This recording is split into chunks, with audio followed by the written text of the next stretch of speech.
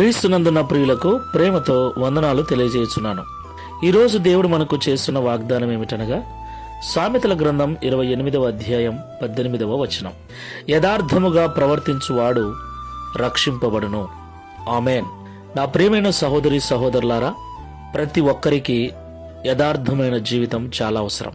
అయితే ప్రస్తుత దినాలలో విశ్వాసుల దగ్గర నుండి బోధిస్తున్న సేవకుల దగ్గర వరకు చాలా మందిలో ఈ యథార్థత లోపించింది.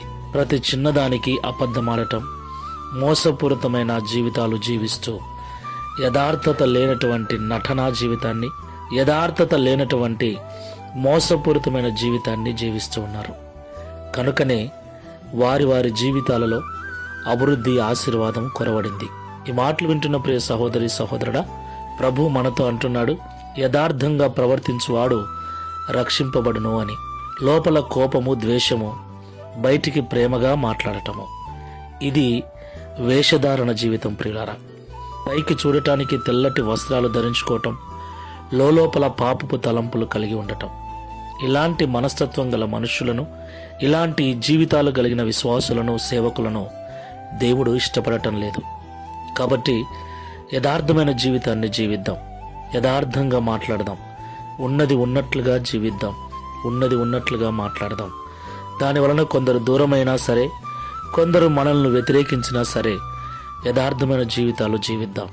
ఎందుకంటే తన దృష్టికి ఎవరైతే యథార్థంగా నడుచుకొనుచున్నారో వారిని బలపరచుటకు యెహోవా కనుదృష్టి లోకమందంతటా సంచారము చేయుచున్నదని లేఖనం సెలవిస్తుంది. కనుక అబద్ధపు జీవితాన్ని, వేషధారణ జీవితాన్ని వదిలేసి యథార్థమైన జీవితంతో జీవిద్దాం. ప్రార్థన చేసుకుందాం. కృపా సత్య సంపూర్ణమైన యేసయ్య, పరిశుద్ధమైన మీ నామమునకు స్తోత్రాలు చెల్లిస్తున్నాం.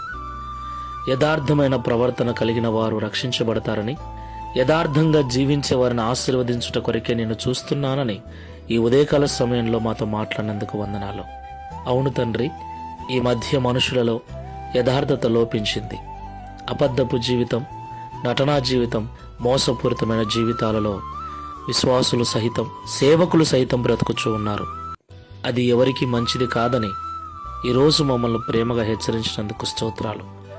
ఈ ప్రార్థనలో ఏకీభవిస్తున్న మేమందరము కూడా ఇక మీదట యథార్థమైన హృదయాలు కలిగి, ఉన్నది ఉన్నట్లుగా మాట్లాడుతూ, ఉన్నది ఉన్నట్లుగా ఖచ్చితమైన జీవితాలు జీవిస్తూ, తద్వారా నీ కృపను పొందుకొని నీ ద్వారా ఆశీర్వదించబడినట్లు సహాయము చేయమని, ఈ దిన వాగ్దానమును మా అందరి జీవితంలో నెరవేర్చి మీ నామమును మహిమపరుచుకొనుమని యేసు నామంలో ప్రార్థిస్తున్నాము తండ్రి.